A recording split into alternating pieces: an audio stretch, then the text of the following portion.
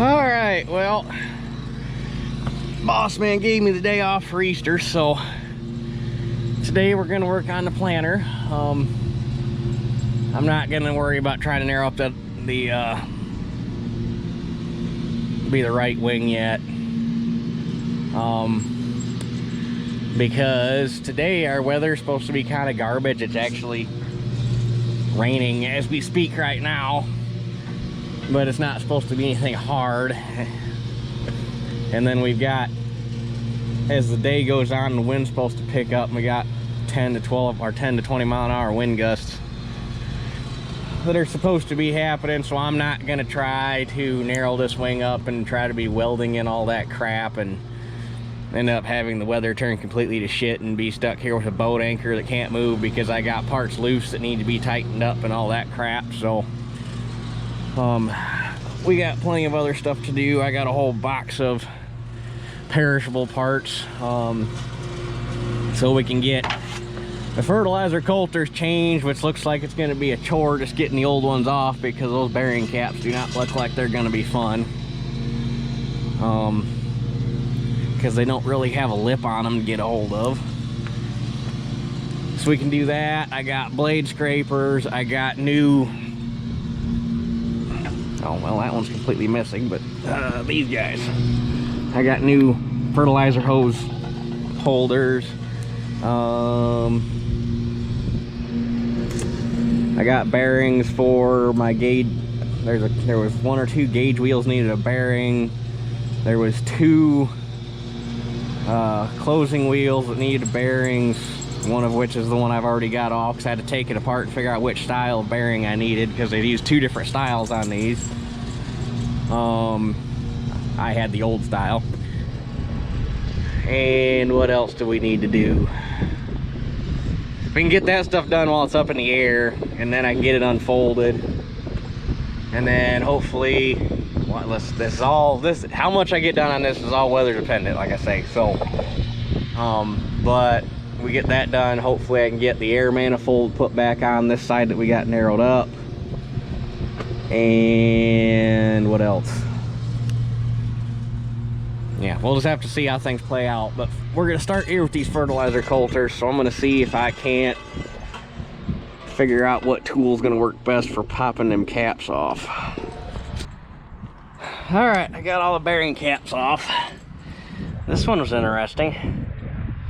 That one came off of this guy, and I got it all picked out now, but that thing was packed clear out to the edge of the lip on the hub, full of, I don't know what. I think it was dirt. So hopefully that comes out. I got one off already. So you got rights and lefts, our right hand and left hand thread. So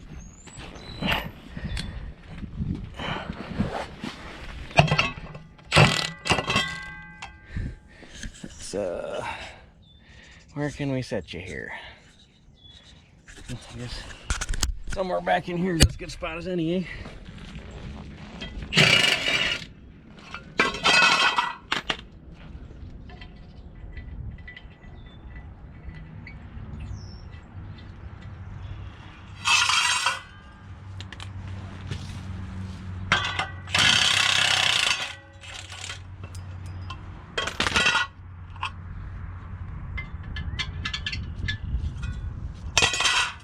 And I'm just putting the bolt back in so that I don't, you don't want to mix up. And not that you can really mix them up, but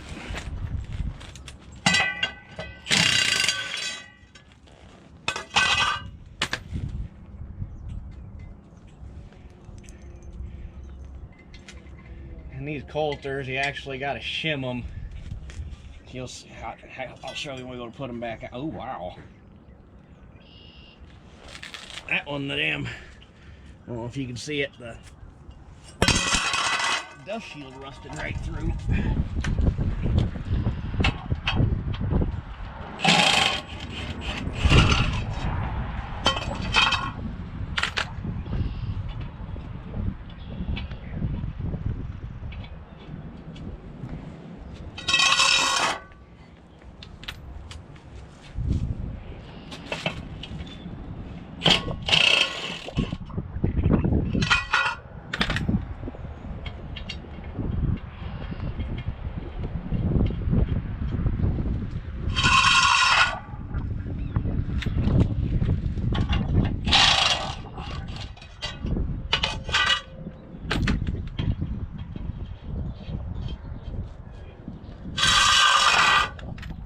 All right, I got all the coulters off.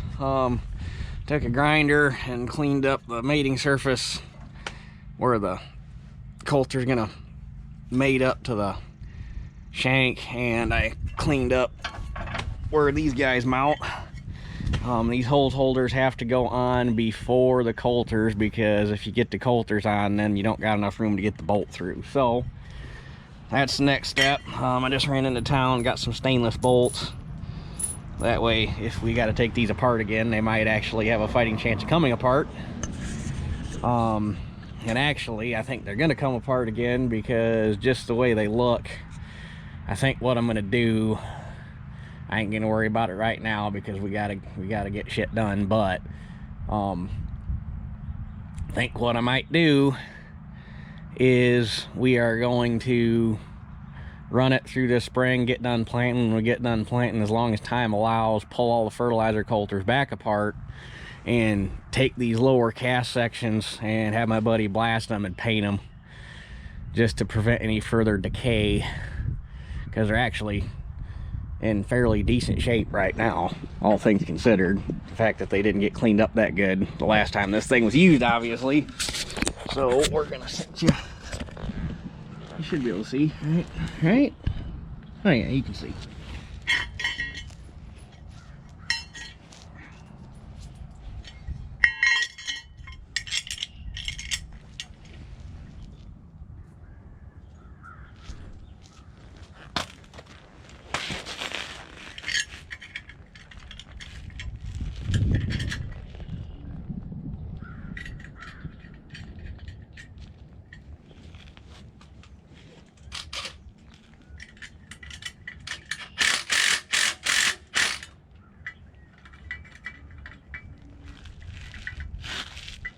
I'm gonna actually, I think they intended you to clamp those down tight, but I'm gonna leave these guys loose like that. That way they'll shake and hopefully keep any dirt or anything that falls in there, you know, falling through rather than getting hung up. I guess I could have went a tad shorter on them bolts. I measured and I thought an inch was going to be too short, but it looks like 1.25 inches is going to be a little too long, so I have to take a grinder and shave them guys off.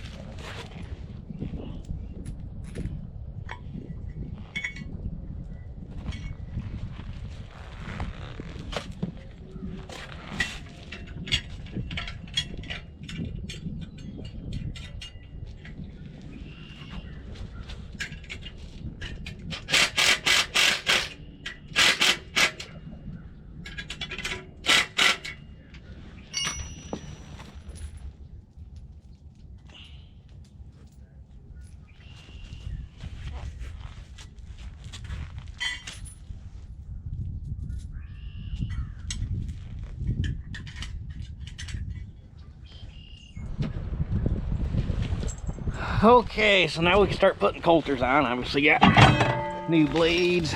These are the shims and the bearing caps and the all-important NICs. So to start, where can I, there's got to be a better place I can set this thing so you can see a little better.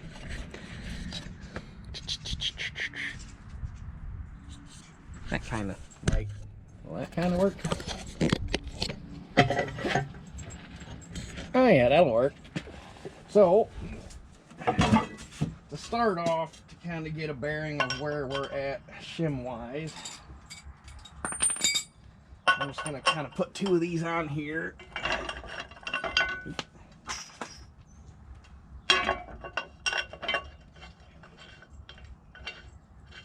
Because none of these things were shimmed when I took it apart. So this will get us a starting point for the rest of them.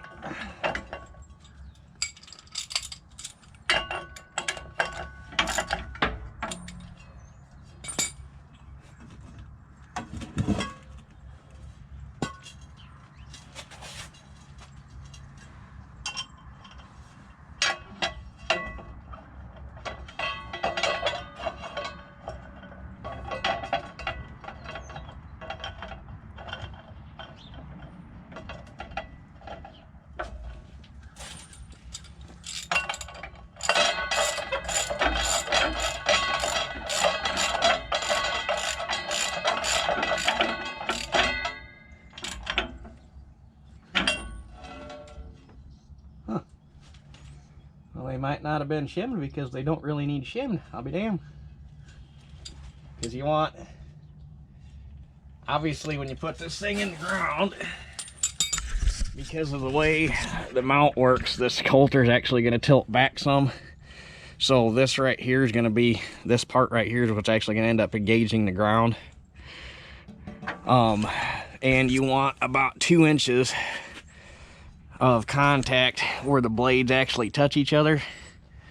And I got about, I mean, if you want to do this the correct way, you get like 2 business cards or 2 pieces of papers or something, and you stick one in the top and stick one in the bottom and measure to where they touch. But you know, you take about three fingers roughly, and that's, you know, that's going to be about 2 inches. And right there we got about 3.5 fingers. So I dare say right there is good enough, which if I ain't got to go through and shim all these, that's gonna be pretty nice, because shimming Coulter sucks. I just have to go through and re-shim all 24 of them on my boss's 12-row deer because they were all shimmed wrong. Which the row unit Coulters are even more important to shim correctly, because you don't want to have a W in the bottom of the seed trench. But I think that I think that right there is gonna be just about right. So set back up here.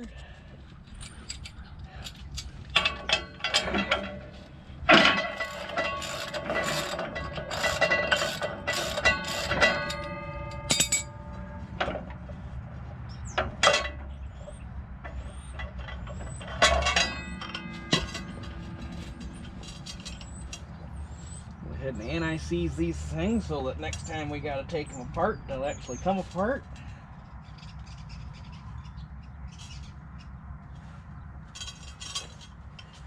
I was actually very pleasantly surprised how easy these things came apart.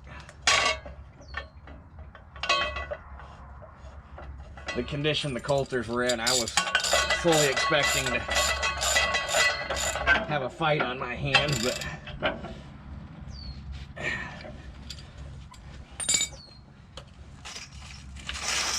and then obviously the reason you got left-hand thread and right-hand thread bolts is that way when the Coulters are spinning this way, they're trying to tighten the bolts and they don't fall out. Except that'll get you every time.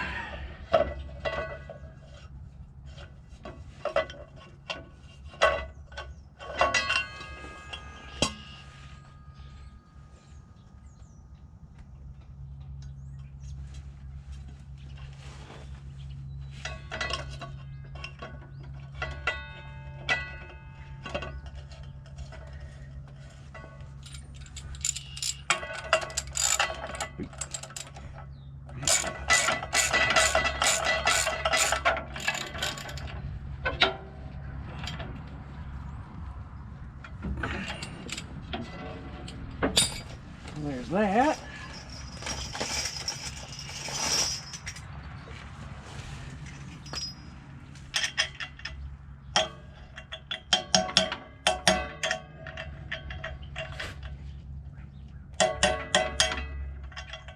And we tap our bearing caps in that don't want to fit.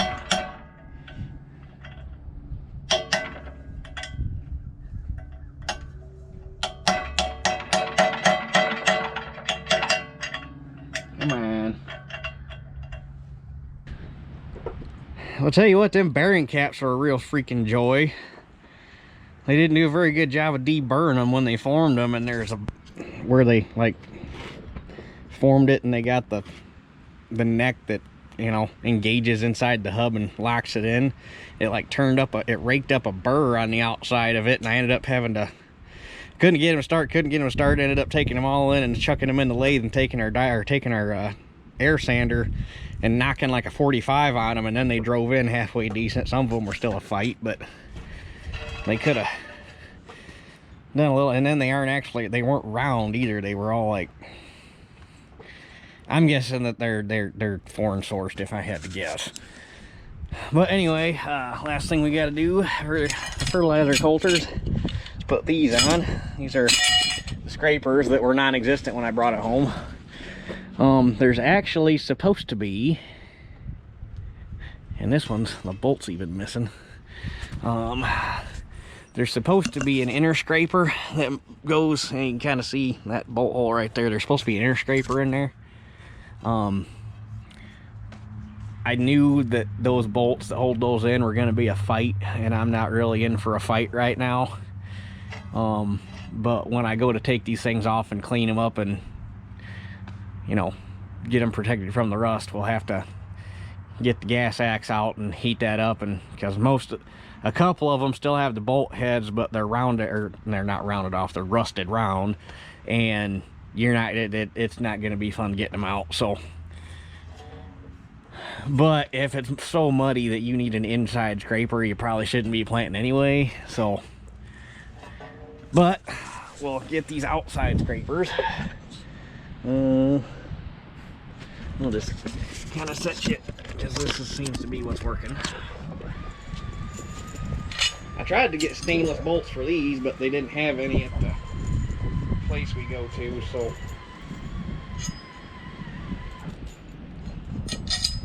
but it's not, I guess it's not nearly as critical on the scrapers because they are up out of the fertilizer anyhow.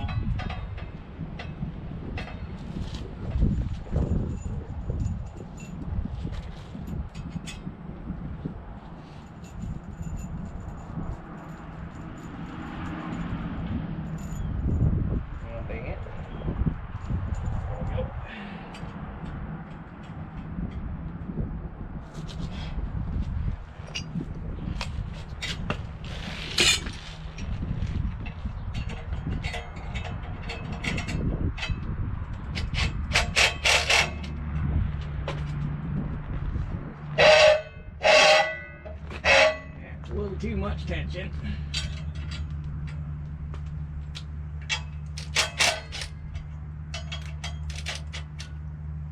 I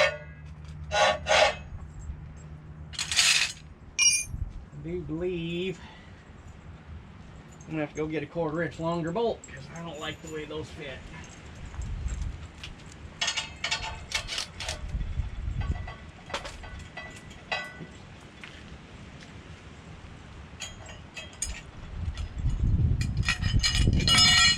But calls for 3 3/4, and I don't see how 3 3/4 is long enough by the time you get all the hardware stacked on there.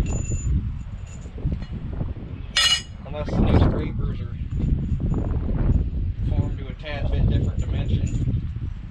So obviously they're not the AGCO replacement, they're whatever Shoop has, which, truth be told, Shoop and AGCO probably get it from the same spot anyhow. I like shiny new steel.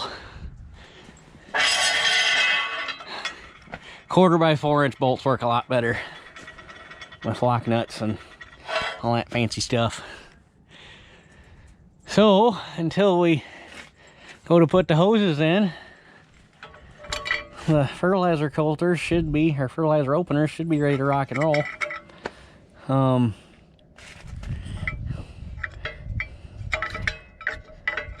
I still might,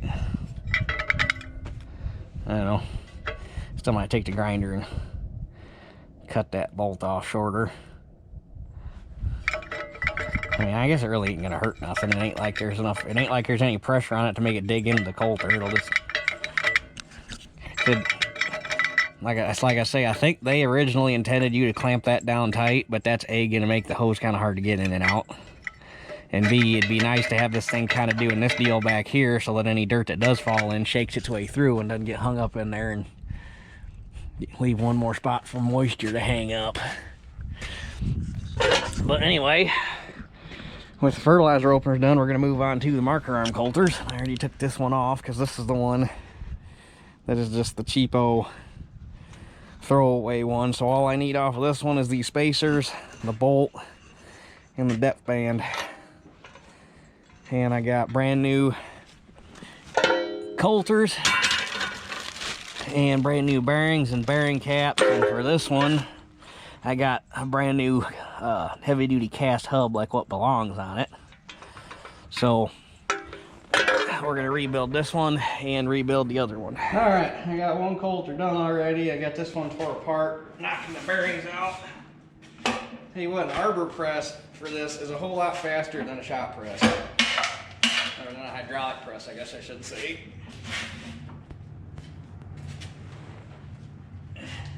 It would just be nice if it had a second shorter handle for stuff that's an easy push like this. It kind of sucks swinging that big one around. I'd move the press over here next to the 60 because my seed is supposed to be showing up here next week, so I had to clear out the spot where I normally put it.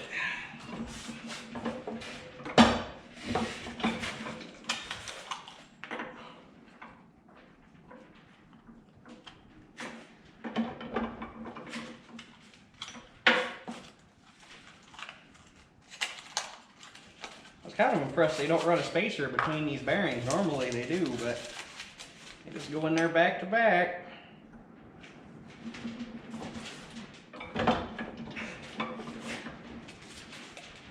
I like that.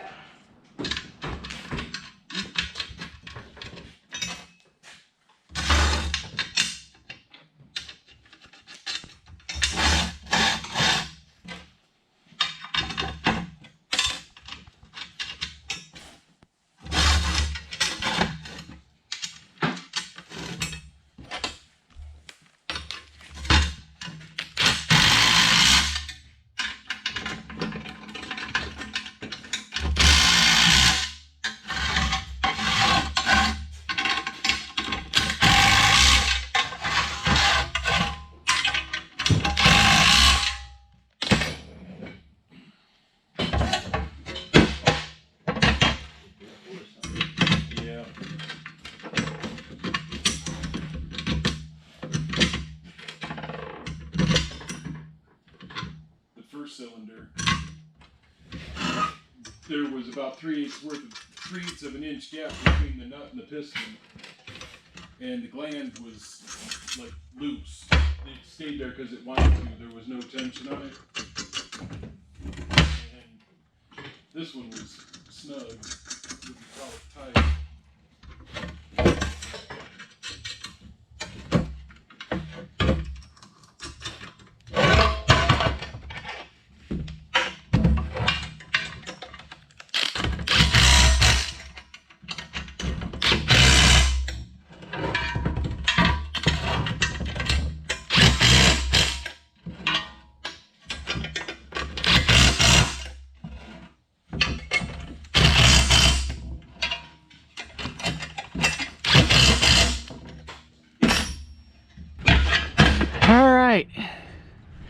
The marker arm Coulters are on. Now everything matches, everything is factory correct.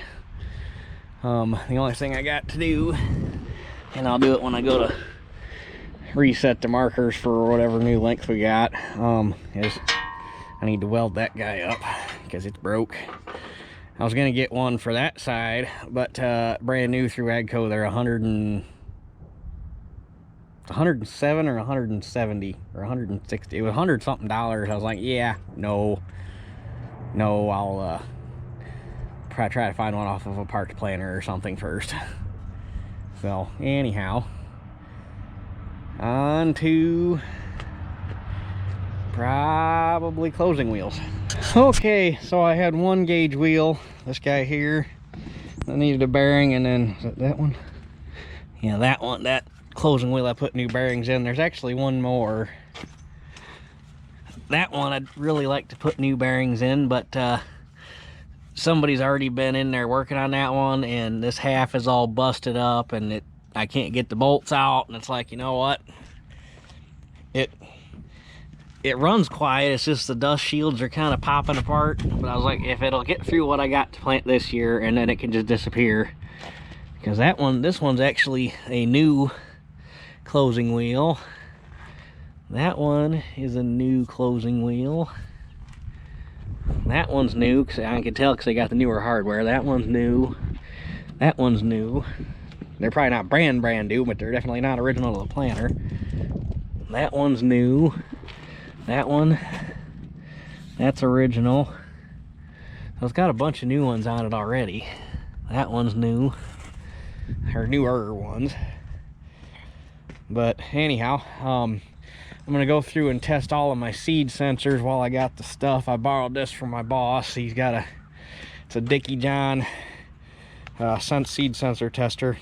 Pretty much everybody, doesn't matter what, deer, white, doesn't matter who you bought, pretty much everybody used a Dickie John sensor, and pretty much everybody used a Dickie John monitor. But they're just down there clamped around the photo eye clamped around the seed tube. And all you do is unplug your sensor and plug your tester in. And if it chirps, you're usually good, but then you take a bottle brush, and if you get a tone, you're reading. So that one's good.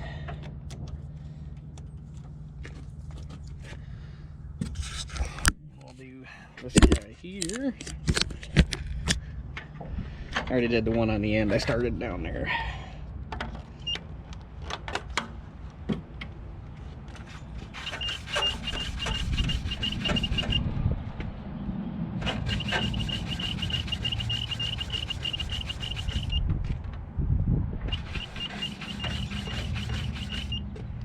That one's reading. And you just go on down the line.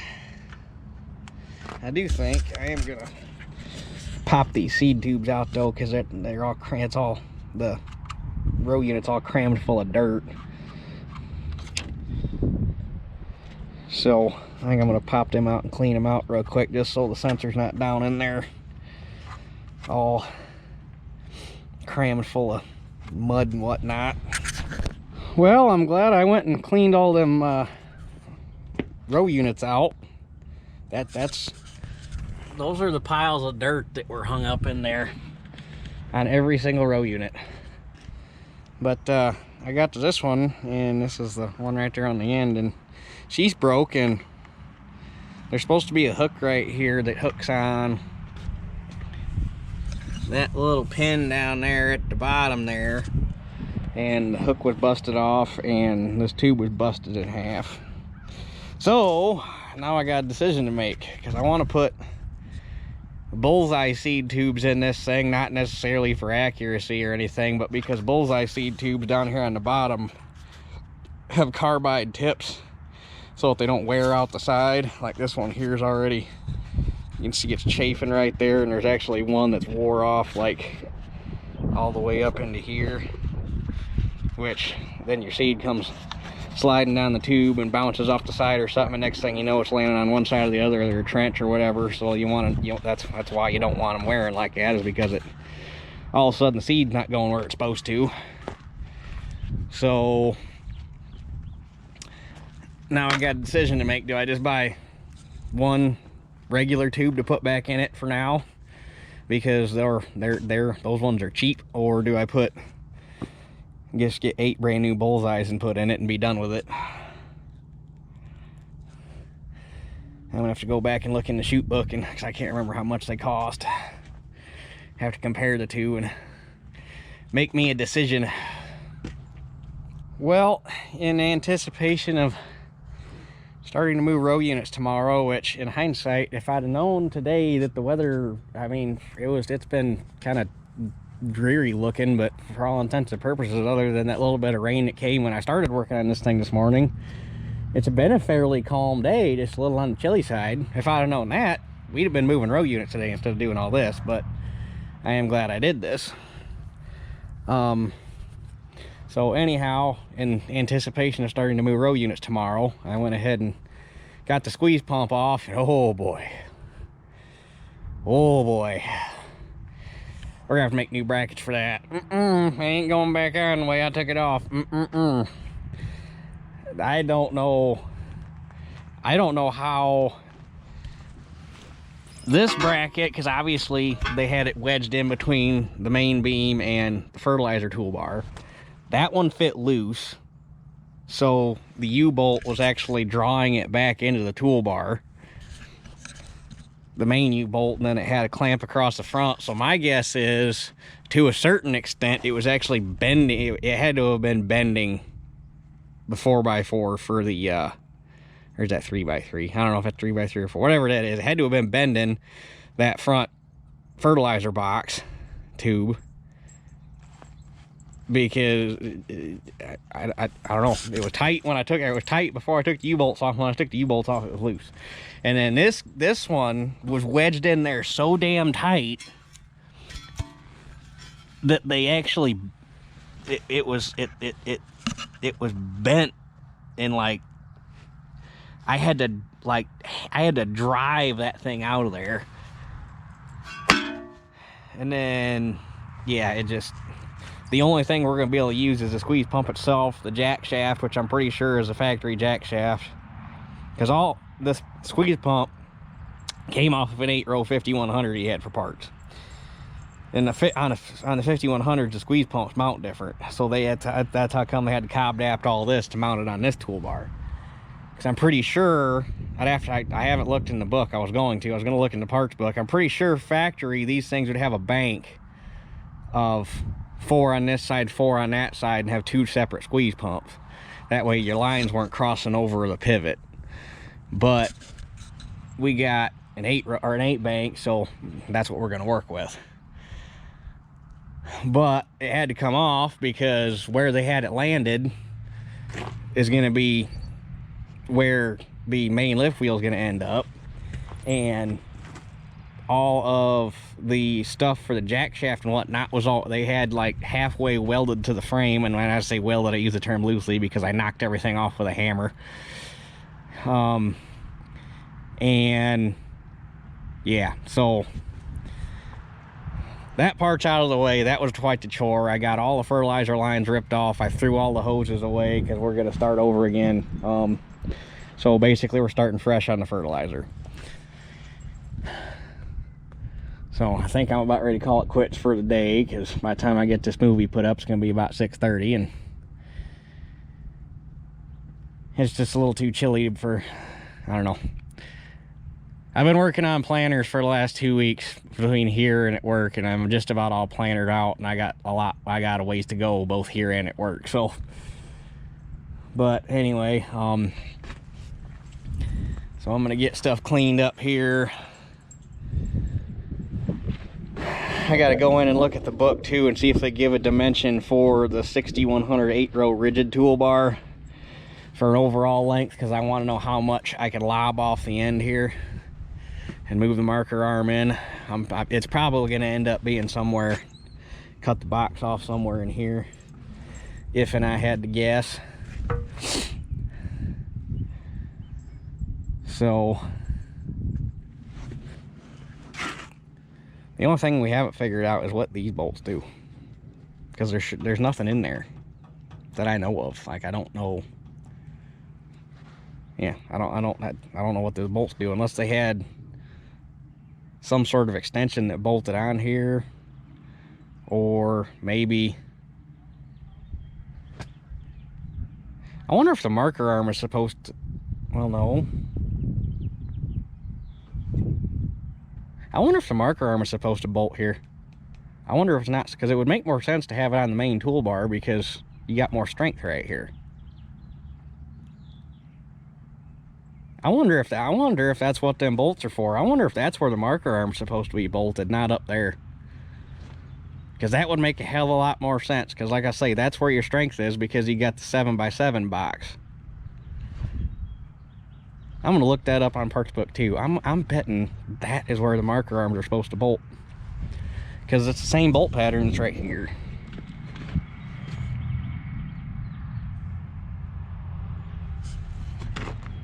These marker arms are going to be a chore in themselves because they've had a rough life, but as long as they mark where we need to go for this year, and then we can straighten things out later.